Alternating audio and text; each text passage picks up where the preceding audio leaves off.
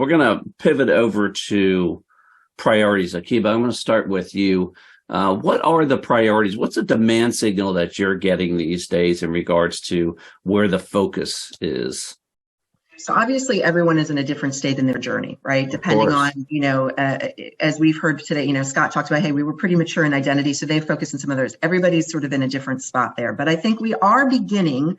There was an awful lot, I would say, earlier on about just what is it, what do we do, how do we define it, et cetera. Now, I think we've got a much more defined thought process by most organizations, but there is still not yet the really moving forward on a number of projects. There was not funding that came with all the mandates, right? So that's a big piece of some of the things that we've been talking about in amongst, some of the community, that really 2024 is going to be the first time you can actually write into your budgets and plan ahead in some of these areas.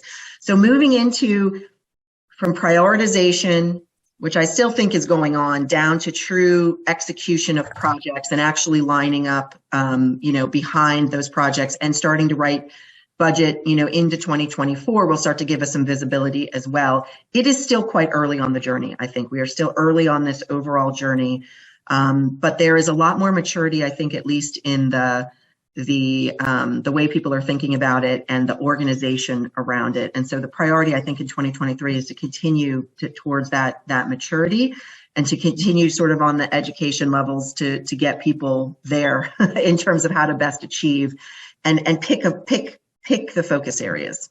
Sure.